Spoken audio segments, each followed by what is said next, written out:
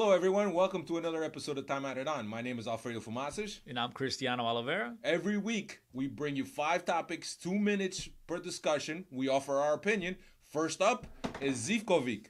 Zivkovic, who was something that we always criticized Rui Vitória about, was the fact that they didn't give time to Zivkovic. But now, with Lage having 14 games under his belt, Zivkovic is really one of the main choices for him. Yeah, there's definitely something there. We don't know if it's intensity in trainings. We don't know what it is, but obviously Zivkovic has not been the same player he was last year under Rui Vitória once Krovinovic picked up the injury. If you guys remember, he stepped in and filled in for Krovinovic, and I thought he was spectacular. I thought he had a really good second half, and he was one of the big reasons why Benfica even kept it close last year all the way down to the wire. Yeah, in the 14 games that Lage has been in charge, Zivkovic has only started 3. He has gotten 105 minutes off the bench. That's 6 games off the bench. So a total of 9 games that he has participated in. So yeah, so as Cristiano mentioned, there's probably something to do with intensity, dedication, and training. And we know that Lage is big on training and big on the intensity that you put in training. And perhaps the intensity is not there. Perhaps that's also something that Vitória saw.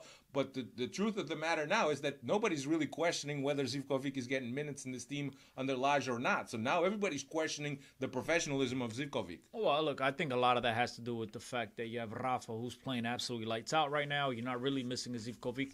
Benfica has changed their system from a 4-3-3 to a 4-4-2. You have Gabriel, who's playing really well in the middle. Samares, who stepped in, another guy that was seldom used.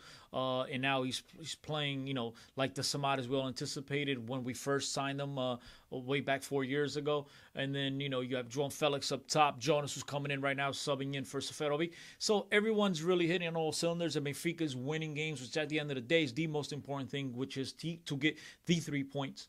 And that's exactly what Benfica is doing. So I think, therefore, there's not much criticism on the fans' part as far as Zivkovic. The only little knock I have on Zivkovic, and you guys know I think he's a baller. I think he's got tremendous feet, and he's great at finding passes.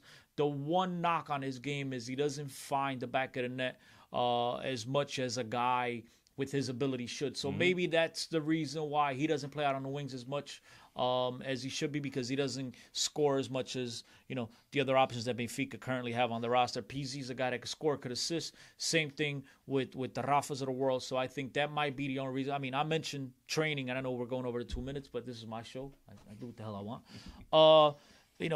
I mentioned training because it's got to be we're not privy to see what these guys do in training. Yeah. So based on his ability alone, we don't understand why he doesn't play, but like we mentioned, maybe there's something else behind the scenes. Moving on and talking about players, man, talking about players that are seldomly used by the coaching staff, whether it's Bruno Lage, Jorge Jesus, Pinto Costa, Bella Gutman, whomever it may be. Adel Taarabt, a guy that our president, Luis Felipe Vieira, once said, this guy will never wear a Benfica jersey again. He will never play another game representing Benfica. He is back, and he's back at doing his thing. He's playing extremely well on the B team. He played particularly well this weekend against Penafiel, 2 assists in the game. It looks like he's getting his rhythm back. Alfredo, you think this guy gets called up to the team at some point here? Look, I know that Taarabt has always been a favorite of yours, right? We've had this running joke on the Benfica podcast about Adel Taarabt, and we talk about him all the time whenever there's a chance to do it, right?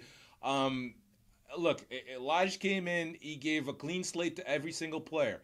The focus was on the intensity, and he said that Adel Taarabt, I didn't even know that Taarabt had been working out with the team, but the fact of the matter is that he had been working out. Lage recognized the fact that he had been working out with this intensity, the same level of intensity that he requires from his players, and now he's getting a chance in the B team. He's gotten 3 starts in the B team. 2 of them, he finished the game. He's seeing his fitness level go up, and look, whether he gets called up to the A team or not, I'm not sure. I don't know where he could slot in right now in the A team. Look, I think you look at the guy, and he's half of the person. As a person, he's half of what he was a couple years back when he first got to Benfica, and he said that the gyros or whatever the hell it was, the broa in Portugal was phenomenal. The guy's absolutely lost weight. He looks like he is in top physical shape. He's getting himself back into the game rhythm, and we know the one thing the guy has bundles of, that's talent. The guy is a magician with the ball. He's obviously bringing in the intensity that Bruno Lage is looking for in a player, looking for in a practice. Maybe this is where Zivkovic is lacking and Nadal Taarabt is not lacking. So I'm glad that he's back on the coach's good graces, and credit to Bruno Lage to not just shut the door on a player that he previously did not work with. And I think this is, could only get better for Taarabt and Benfica. Next topic, Benfica's next opponent in the Europa League, Eintrach Frankfurt. The team that has been the surprise of the Europa League. They've had quite a campaign in the Europa League. They're currently 5th in the Bundesliga. Did not suffer a loss all of their group stage, and have progressed. They have gotten past Lazio. They have gotten past Shakhtar in the round of 16, and now they get past the Inter. So this is a team that it's not burning any trail. They're not trailblazing anything in the Bundesliga, but they have found their niche in this Europa League, and they think they're probably a team that could probably make a dent and make a name for themselves. Even in the Bundesliga, they sit 1 point behind 4th place. I mean, this is a team that's having a better season than anyone anticipated. Luka Jovic, the Benfica low knee, is tearing the league and the Europa League apart. The guy's got 15 goals in the Bundesliga. To be brutally honest, off the top of my head, I don't know how many he has in the Europa League, but maybe I should have done my homework prior. But they have 7 in the Europa League. They have very good players. They have a Frenchman who plays alongside Jovic up top. Haller. I can't pronounce his name. Sorry, French people, but I pronounce it Haller. He's got 14 goals, and he's got nine assists as well. In the Bundesliga, they have a couple of Croatians, very nifty midfielders. They have a really good roster, and so this team is absolutely going to come at the start of the lose on April 11th, and Benfica and Bruno Lage is going to be prepared. I don't think they're going to take them for granted like they did with our last opponent in Zagreb. I think Benfica is going to be very aware of these key pieces, and it's going to be up to the Ferros of the world and the Rubiniers of the world to perform and stick and be able to control Jovic, who you know is going to come at the start of the lose and want to prove something. He's going to want to prove, look, that's something that Benfica will no longer have the ability to rotate the squad. Now we're getting deep into the Europa League, so now it's time to go. Also, coming up now, Benfica takes a break for international break. Here's the thing. We've always been very critical of international breaks because they always end up coming at sometimes not the best of times, right? Benfica is just getting into a rhythm now. They're getting into that rhythm of playing every 3 days with the Europa League along, or every 7 days. The players got that routine. Now they got to break that routine, go to the international break. For Lage, for example, he is opening the training session on Wednesday to the fans, but he hasn't really had much time. He didn't have a preseason with this team.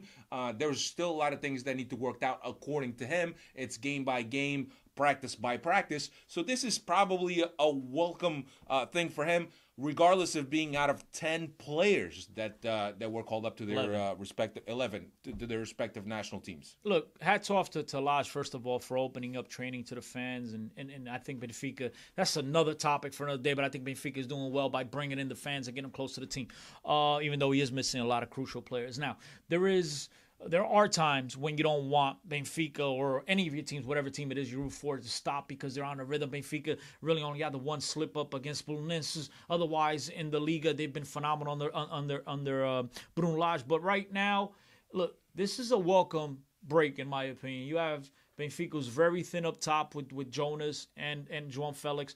You have a chance to get guys rested, like Feja picked up another knock after coming back for the first time since January. Seferovic will be available by the time we come back from this international break. Salvi and Jardel. So I think this break is actually a welcome break. If the guys that are out on international break, the 11 players, do come back 100% the same way they felt going in, they come out that way.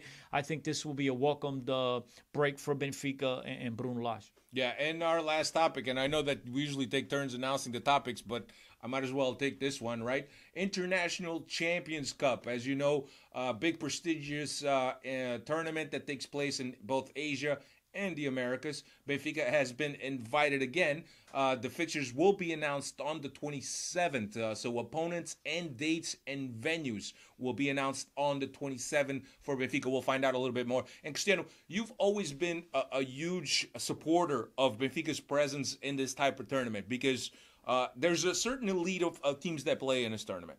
Oh, absolutely. Look, when you are a boat maker or a TV maker or a toy maker, whatever the hell it is you do for a living, you want to be at these magnificent events on the Jacob Javits Center in New York City, at these big exposés where everybody comes and presents their products because everyone's going to be able to see your product and where otherwise they might not be able to see it. And this is a similar situation. Yeah. All the teams, all the big sharks around the world, all the teams with prestige, the teams that make money respectively in their country, the teams like today's announcement, the most successful team in the history of Portuguese football.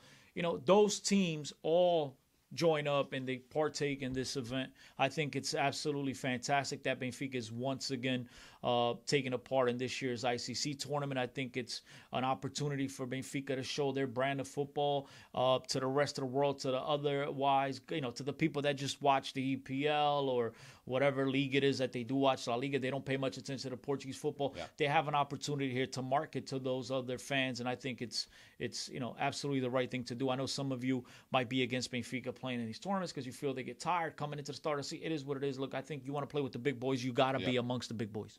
Look, absolutely. Benfica is rightfully tagged with the best team in Portugal. Yeah, they are the best team in Portugal. Most titles, regardless of when those titles were won or not. But we have been the best team in Portugal in the past 6-7 years, right? So it's only appropriate that Benfica gets tagged. Also, if it's a tournament where all the top teams get pulled in, all the elite teams pulled in, it's only fitting that Benfica is in it, right? And as Cristiano mentioned, there's a lot of guys that don't follow, a lot of fans that don't follow the Portuguese league, and this is a chance for them to watch a team. And I got to be honest, with the style that this Benfica team plays, it's very attractive. So it's a chance for Benfica to win some more fans, and also a chance for us fans here on this side of the Atlantic to be able to see the team up close. And we know that Benfica has a huge following in North America, both America and Canada, of course. So we're excited. We're excited. So that is all we have for this week. We'll be back next week, maybe, or in a couple weeks since we have international break. Thanks a lot for checking us out. Stay tuned to Benfica Independent. We'll release this and any upcoming shows. We'll let you guys know. But appreciate the support. Keep clicking on the views. Keep watching. Subscribe to Benfica Independent. Subscribe to everything we do here on the channel. Yeah. And we look forward to being back in a couple of weeks and talking about the Glorioso once again. My name is Alfredo Fumaças. And I'm Cristiano Oliveira. See you, everyone. Peace.